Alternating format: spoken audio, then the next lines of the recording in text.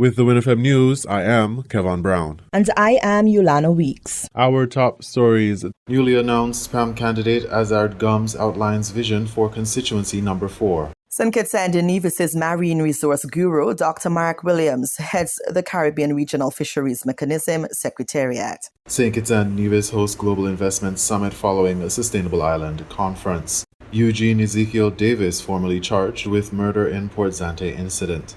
Mr. Brian Dyer declares that Nevis's preparatory actions for the hurricane season surpass 80%. PAM candidate Nubian Griot explains political switch. The Scaling Up Climate Ambition on Land Use and Agriculture project concludes mission in Grenada.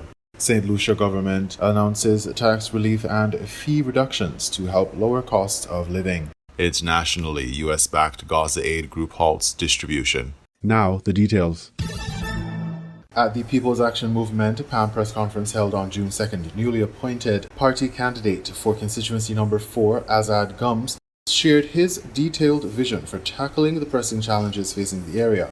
Gums emphasized the critical need for improvements in infrastructure, housing, education, and employment opportunities under a future PAM-led administration. As it relates to the issues facing constituency number 4, as the political leader has indicated, I was born and raised in constituency number 4 when the former candidate, Mr. Lindsey Grant, ran for office. I was assisting him side by side. And so I am aware of the concerns, and I say that to say this: infrastructure is a concern in constituency number 4. Road infrastructure stands out as a significant issue, with residents, particularly in the Conyers area, bearing the brunt of poor conditions. When it comes to proper roads, that is a concern. The people of Conyers are without roads. I would have indicated this previously. I did 2 videos where I spoke about the conditions or the condition of the road in the Conyers area. When it's falling, when rain is falling heavily, people are affected. This is access to their homes, children are there, persons are working. So Conyers area need roads.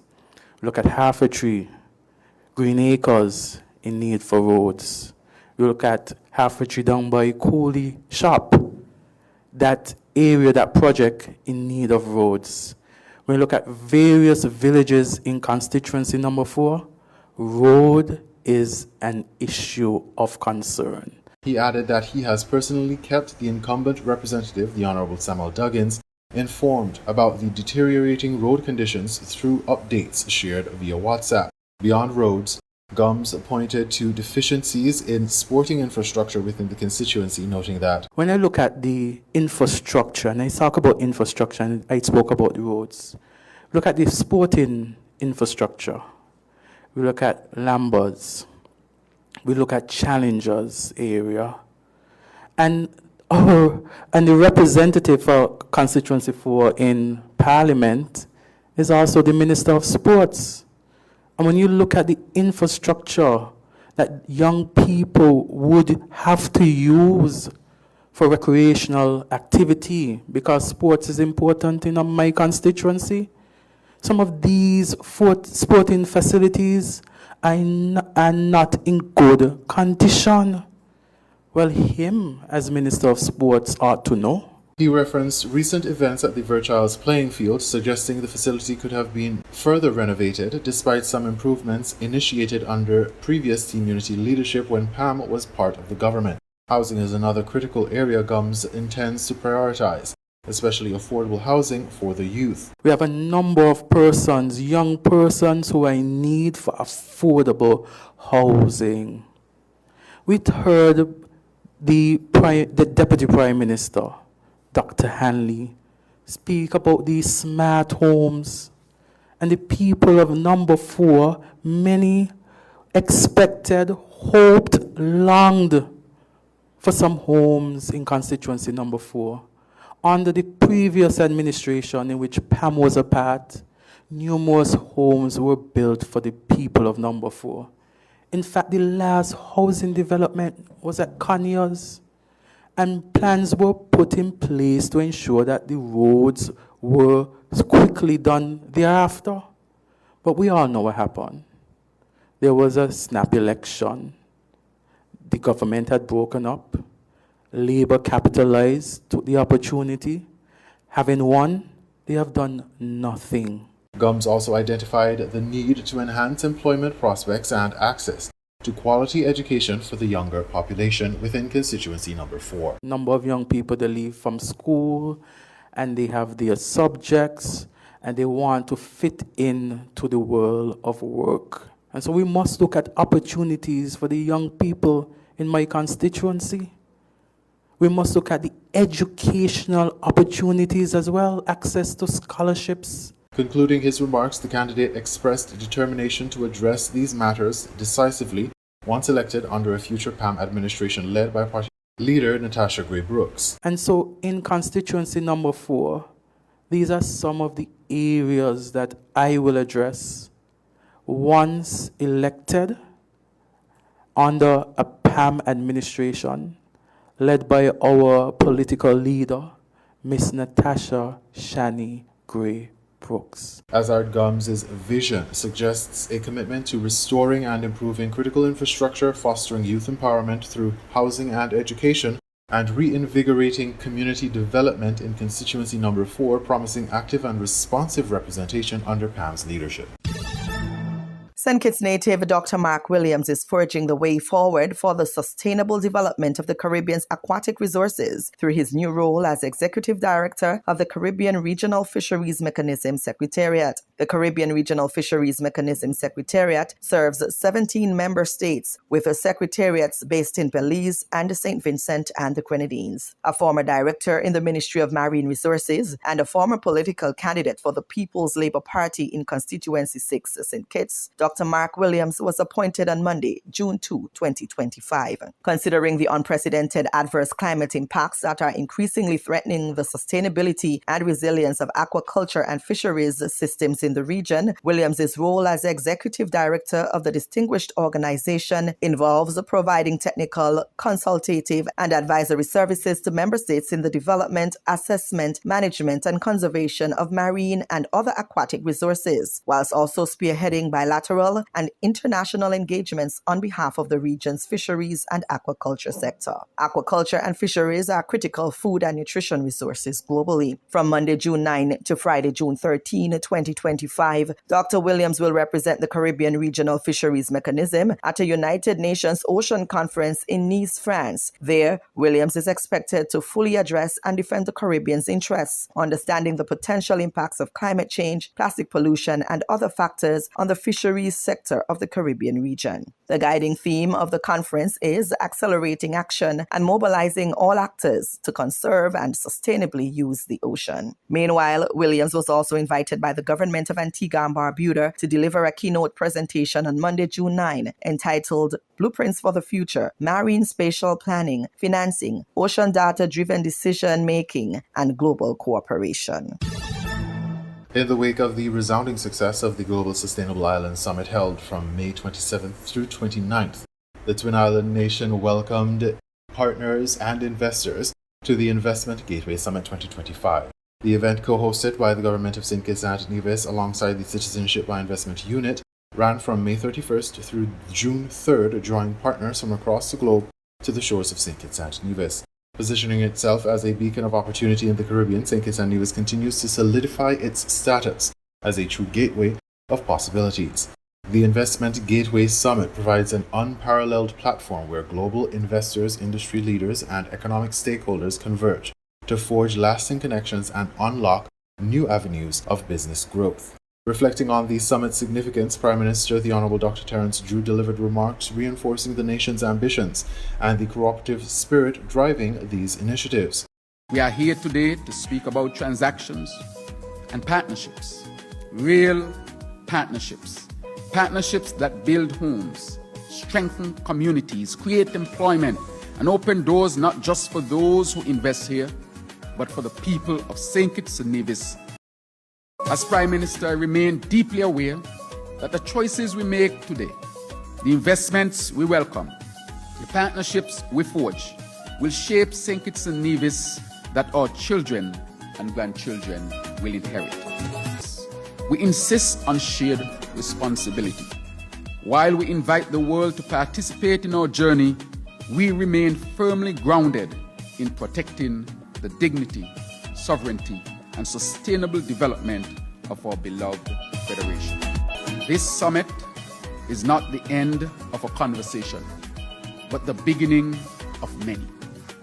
And therefore I invite you over the next coming days to explore, to engage, and to imagine the possibilities that lie ahead. Because here in St. Kitts and Nevis, possibility is not an abstract idea.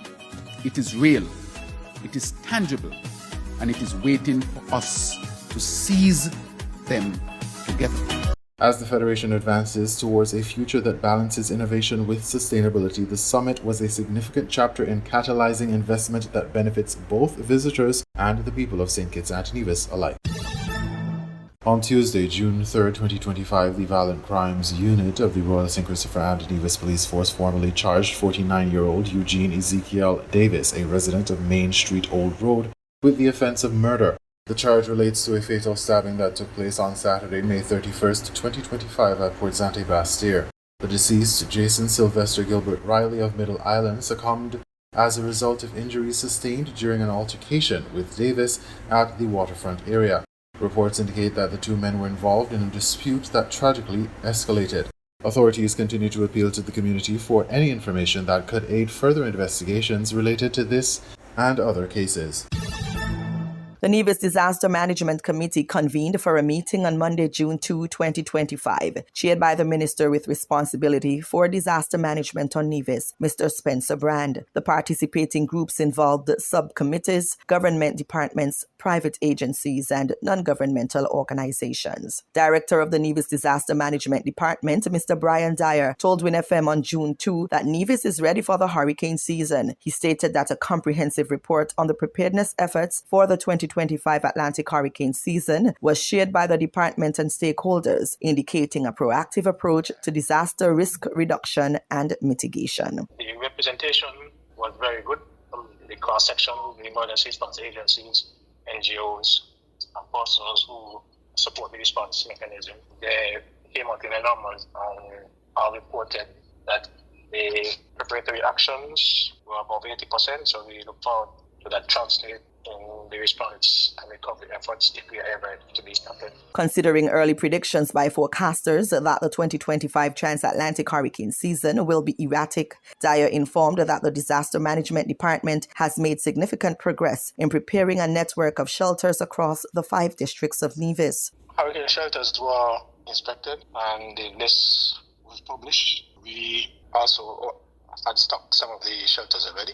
There one shelter that's still undergoing some minor renovation works, and that is expected to be completed before the end of the month, and especially before we go into the peak of the hurricane season. So we are well on the way with regards to our preparedness. Across Nevis, agreements have been made to utilize community centers as evacuation shelters if that becomes necessary. The reasons are clear. Community centers are in almost every community. They are considered safe public spaces that can accommodate large gatherings. An exclusive shelter managers meeting was held on Tuesday, June 3, 2025 at 9 a.m. with Mr. Spencer Brand to address preparations for the 2025 Atlantic hurricane season. The shelter managers from each parish had an opportunity to discuss emergency shelter readiness and current management concerns. The St. Kitts Shelter Management Committee also participated in the meeting. The designated shelters in Nevis are Girl Guides Headquarters, St. Paul's Parish, Albertha Payne Community Centre and Pond Hill Community Centre, St. John's Parish, Ebenezer Church of God and Charles Walters Community Centre in St. George's Parish, Butler's Community Centre and Franklin Brown Community Centre in St. James's Parish, Cotton Ground Community Centre, Jessup Community Centre and Barnsgott Community Centre, St. Thomas's Parish. The recent announcement of Nubian Greer as the People's Action Movement PAM candidate for constituency number 2 has sparked questions due to his political history as a 2022 general elections candidate for the People's Labour Party PLP. At a June 2nd PAM press conference, Greer addressed these concerns, providing insight into his decision to switch party allegiance. Greer candidly spoke about the political dynamics that often dominate public discourse pointing to what he describes as disproportionate scrutiny over his switch. Okay. You see, most times what you find, right, is that there is the red label and the pink label. Now, the pink label is obsessed with Timothy Harris, and they need ammunition to go after Timothy Harris. But what I find is that it is an issue now, and I don't understand why it wasn't an issue then, because Samuel shifted, Dwyer Stefan shifted, Sam Conda shifted, Winston Churchill shifted 3 times, and it wasn't an issue. But all of a sudden, little St. Kitts, it becomes an issue. And it's only conveniently an issue now. He emphasized that the more pertinent question should have been his choice to join PAM. For me, I believe the more important question that probably should have been asked is why PAM? Because I could have gone Labour. I was free at that point in time. And I find that PAM is more people-focused. Sharing his personal journey, Griot detailed his deep roots in community service dating back to 2005 and how his motivation is driven not by political ambition but by a commitment to uplifting his community. Recounting his formative years during study in Cuba and the support he received, I was home and I got a call from Valerie White that said, hey, listen, the football team said I want you to be the president of the football team because you're the only person that they see. And that's how he became the president of the football club. I went down there, go try push up myself to get a position on the executive. I was home about 7 o'clock the night. She said they're going to get an election and the team said they don't want nobody here, they want you. And that is how I became the president of the football club. Just from giving back, just always being present. Something me saying about money and time, is just providing a listening ear and providing solutions for people that had issues in my community. Griot expressed admiration for PAM's alignment with progress, recalling the transformative leadership under Sir Kennedy Simmons and reflecting on policies that personally impacted his family. In doing some introspection, I realized that my mom had me when she was 18 years old. She already had a previous child when she was 16 years old. And if it wasn't for policies that PAM put in place that allowed pregnant women to go back to school to get their education, should have been knocking dog. As a matter of fact, she not only went back and got her education, she went and got a degree in tourism and hospitality. She got a bachelor's degree. And if it was a continuation of a Labour government, she wouldn't have got anywhere. And that's the reality of it. It's about progress. And I want to see my people get through. And I believe in my heart that we can find this here under the People's Action Movement. Defending Griot, former PAM leader and current representative for constituency number 5, the Honourable Sean Richards, stressed that party switching is a common and accepted aspect of democratic politics. He offered a historic and contemporary perspective. I myself, I must say that I have seen and read some of the comments coming from persons about the fact that during the election of 2022, you would have contested that election for a different political party. But here now is the People's Action Movement embracing you as a candidate for constituency number 2. The fact is that this really is nothing new within politics or even within the evolution of the world. If we go back to biblical times, for example, you have Paul, who was one of the disciples of Jesus, one of the 12 disciples. Paul is credited with writing some 13 books within the New Testament. But prior to becoming Paul, we know the story that he was Saul of Tarsus. And he had his conversion one night while walking on the road of Damascus, when God said to him, "Why are you persecuting my people?" So prior to him becoming a disciple, he was against Christianity. Against Christianity. But he had his conversion, and he became one of the disciples of Jesus. Richards further cited modern political examples from the Caribbean landscape. Let us look across the region. Stevenson King was the Prime Minister of St. Lucia from 2007 until 2011.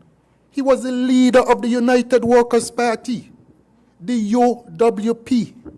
Served as Prime Minister and also a Member of Parliament for many years as a UWP candidate.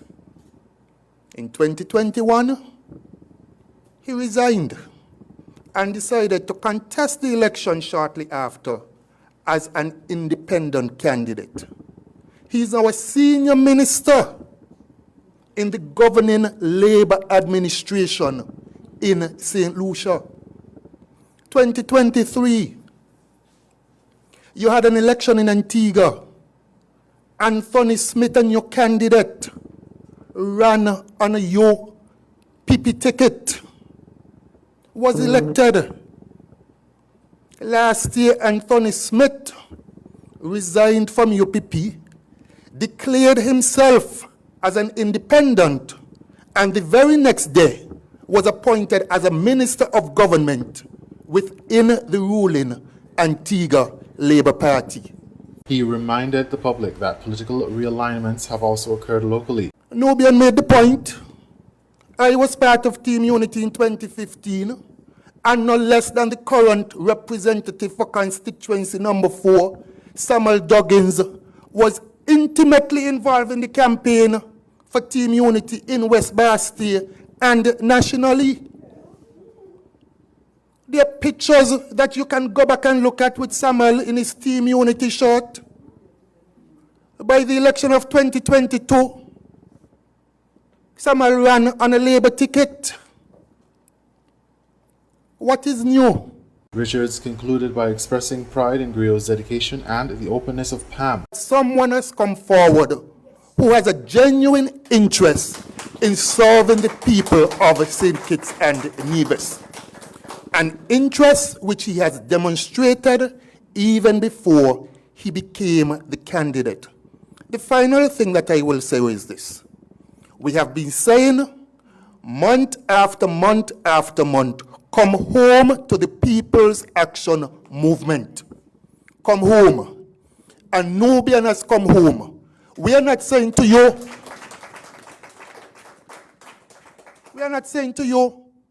to come home only to vote for the People's Action Movement. We are not saying to you, come home only to canvass on behalf of the People's Action Movement.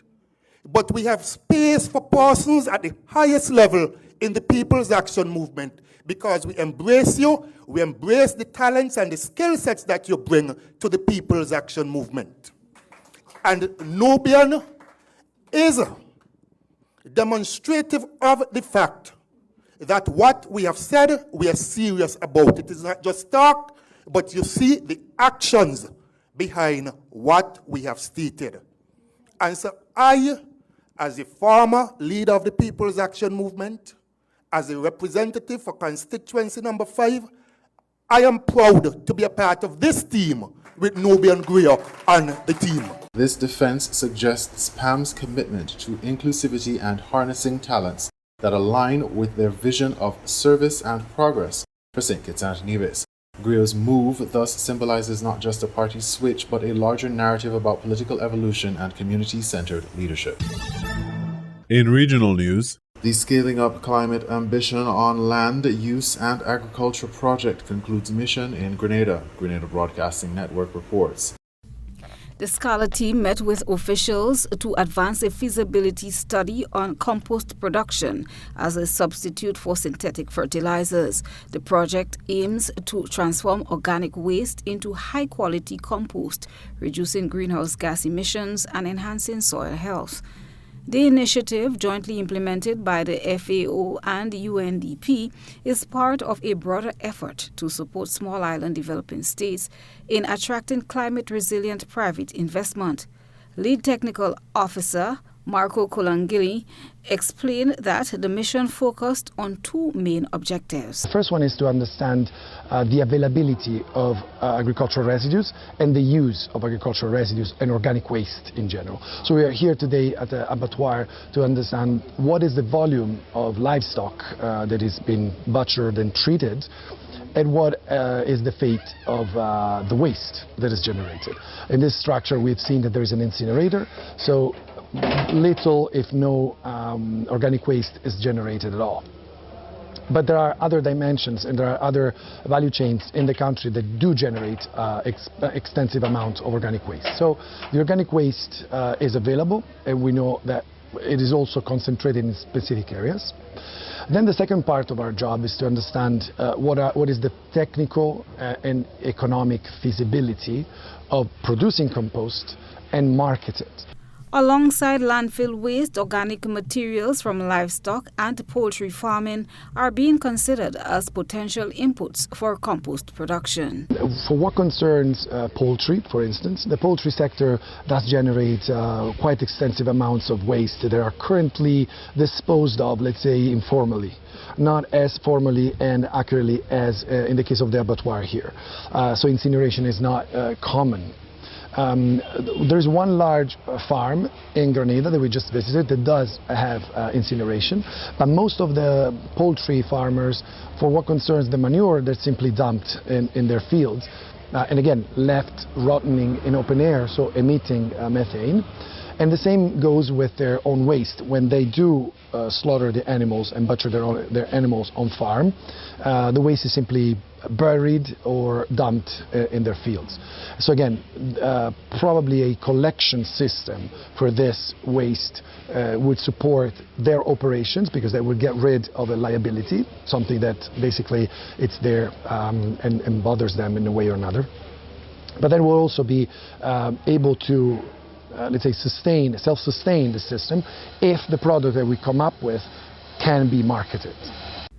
Chief Veterinary and Livestock Officer Dr. Kimon Cummings noted that the proposed initiative aligns well with the recent commissioning of the Merbo Abattoir, where new equipment has been installed to improve operational efficiency. We would have procured an incinerator, right? And prior to that, we would have constructed a biodigester, right? And the importance for this is us ensuring that we properly manage our waste and have as minimal pollution as possible.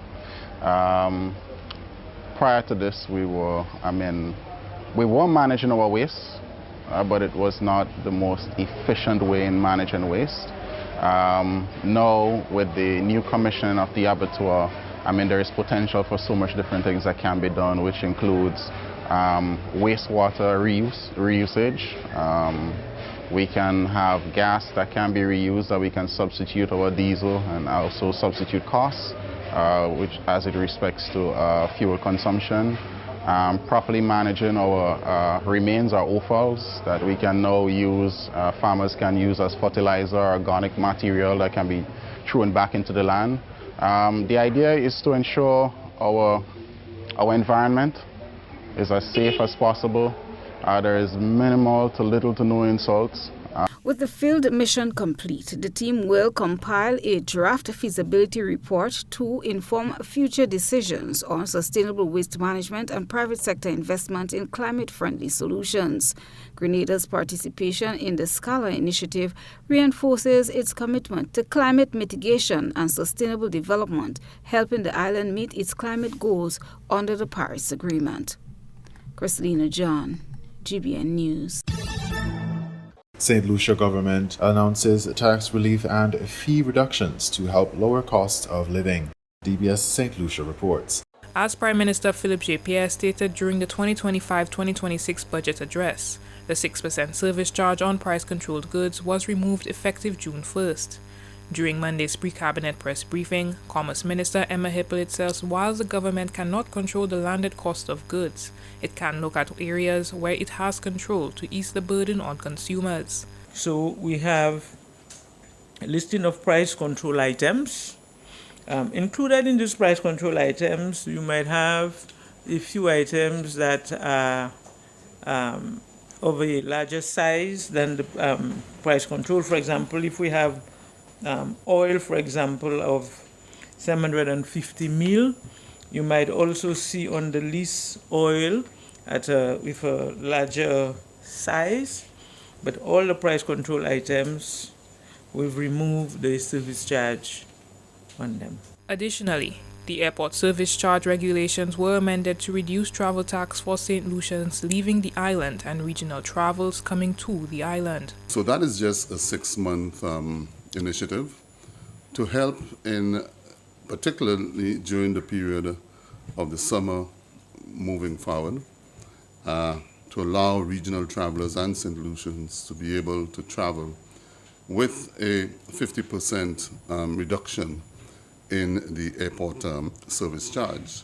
We are hoping that will have some impact on the economy to see in terms of regional travelers maybe opting to travel to St. Lucia. Beginning July 1st, VAT will be removed from a list of selected items as mentioned in the 2025-2026 National Budget presentation. The Commerce Minister said that the decision followed consultations among representatives from the Chamber of Commerce, the Ministry of Commerce, and the Ministry of Finance. The list of items is currently with the Ministry of Finance for final vetting. For the DBS News World, Miriam Montoute reporting. We now bring you these international reports. The US-backed Gaza Humanitarian Foundation halted aid distribution on Wednesday as it pressed Israel to boost civilian safety beyond the perimeter of its distribution sites.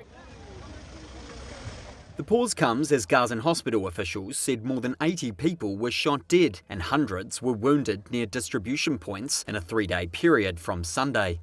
Locals say Israeli soldiers opened fire on the crowds who massed before dawn to seek food. The military has denied this, but acknowledged soldiers fired at, quote, suspects who ignored warning shots and were approaching their lines. The GHF said it has asked the Israeli military to, quote, guide foot traffic in a way that minimises confusion or escalation risks near military positions, as well as develop clearer guidance for civilians and training to support civilian safety. The new aid distribution process for Gaza's 2 million plus population from just 3 sites was launched in the midst of a fierce new offensive by Israel since late last month. The UN and other aid groups say the model, which uses private US security and logistic workers, militarises aid. Meanwhile, violence continues to pummel the enclave. This tent, housing displaced Palestinians in Gaza City, was hit by an Israeli strike on Wednesday. Several people were killed and injured, according to the Palestinian Health Ministry. Where do we go? This man asks. We are dying of hunger every day, and there is also bombing. Our children have become like skeletons, he added. Malnutrition is widespread in Gaza, and aid has only trickled in since Israel lifted an 11-week blockade in late May. Palestinians in Gaza City said soup kitchens there don't have enough food for all, and some voiced a reluctance to use distribution centres due to the risks involved. The UN has long blamed Israel and lawlessness in the enclave for hindering the aid delivery into Gaza and its distribution throughout the war zone. Israel accuses Hamas of stealing aid, which the group denies. Speak to Julia Manchester, national political reporter at The Hill. Julia, welcome here to the programme. In terms of people around the world watching, this bill, explain to them why it is so critical for Donald Trump, this spending bill? Well, it's critical because this is Donald Trump's legislative agenda. So if you've watched the past 100 to 200 days of his second administration, you have seen President Trump sign a number of executive orders and executive actions, really trying to implement his agenda overall in the U.S. when it comes to a number of areas like the border, for example. However, he can't do all of this through executive orders and executive actions. We know that Congress controls the power of the purse to allocate funding, he needs Congress. And luckily for President Trump, Republicans control both the House and the Senate. So at the surface level, you would think, great, President Trump would easily be able to pass his legislative agenda through Congress, extend those 2017 Trump tax cuts, for example, allocate more money to the border. However, what we're seeing is there are divisions within the House Republicans and Senate Republicans about how big this bill should be or how small this bill should be. A number of Republicans have faced concerns over potential cuts to Medicaid, for example, a very crucial government program that a lot of Americans depend on. However, on the other side of this, you have a number of fiscal conservative hawks, including President Trump's now former advisor, Elon Musk, who is speaking out against this bill and really creating a lot of turmoil among Republicans on Capitol Hill when they're already deeply divided on this legislation. You mentioned Elon Musk. He has increasingly been posting on social media what he thinks about this spending bill, and in terms of the antagonism, it is growing, and his central theme and thrust is the size of the potential growth in national debt, and pointing out today the amount of interest the administration is already paying on the national debt, and that's set to increase even further if this goes through. That's correct. And, these comments really pose a risk, I think, to the future of this legislation, because what Elon Musk is doing by raising these concerns about the national debt is sort of validating a number of remarks and concerns we've heard from fiscal hawks in the House and the Senate, including Senator Rand Paul from Kentucky, who has really gone head to head with the administration on this legislation. It's also deeply ironic that Elon Musk is doing this days after leaving the White House, because we know that President Trump literally traveled to Capitol Hill last month to meet with House Republicans to essentially whip them into formation to vote for this legislation, regardless of what their concerns are. So Elon Musk, in making these comments, is risking or, could very well be deepening these divisions among Republicans when it comes to the size and scope of this legislation. Let me ask you, because you talked there about Donald Trump only a short while ago, strong-arming, getting it through the House, but there is growing opposition in the Senate. You mentioned Rand Paul. How many more senators are coming on board and are being public about their opposition? Well, there's opposition on a number of fronts in the Senate. You have Rand Paul, Florida Senator Rick Scott, for example, some of these fiscal conservatives who think the bill doesn't cut enough, that it's too big, that it needs to be slimmed down. Rand Paul, really the face of that opposition. But then on the other hand, you have a number of Republicans who think it cuts too much from programs like Medicaid, for example, or food assistance programs. Remember, in just over a year, a number of these Senate Republicans and all House Republicans will be facing re-election, and Democrats have already begun to roll out attacks saying that this bill would cut these government assistance programs. So Republicans, more moderate Republicans facing re-election, also find themselves on the defense on this bill for a completely other reason, or in opposition, I should say, for a completely other reason than Rand Paul might, for example. Ironically, you also have Missouri Senator Josh Hawley, a major conservative, who's speaking out against this bill. Remember, a number of these deeply Republican states, a number of those constituents also depend on these government assistance programs. We've seen those steel and aluminium tariffs double to 50%. Today is also the day where country's best offer was supposed to be lodged at the White House around the tariffs he introduced around the world. So are we on the brink of the pause being unpaused? We'll have to see. Look, I think the administration is certainly looking to use these steel and aluminum tariffs as leverage with the negotiations on tariffs. We know that a lot of the steel, aluminum manufacturing industry here in the United States is very happy about these tariffs, but the administration is also facing pressure from other industries and other American, interest groups, et cetera, over these tariffs. So we could potentially see an unpause at some point, but the pressure is really on. You were listening to the WINN FM 98.9 newscast. Our top stories were: newly announced spam candidate Azard Gums outlines vision for constituency number 4. St. Kitts and Nevis' Marine Resource Guru, Dr. Mark Williams, heads the Caribbean Regional Fisheries Mechanism Secretariat. St. Kitts and Nevis hosts Global Investment Summit following a Sustainable Island Conference. Eugene Ezekiel Davis formally charged with murder in Port Zante incident. Mr. Brian Dyer declares that Nevis's preparatory actions for the hurricane season surpass 80%. PAM candidate Nubian Griot explains political switch. The Scaling Up Climate Ambition on Land Use and Agriculture project concludes mission in Grenada. St. Lucia government announces tax relief and fee reductions to help lower costs of living. Internationally, U.S.-backed Gaza Aid Group halts distribution. Thank you for listening.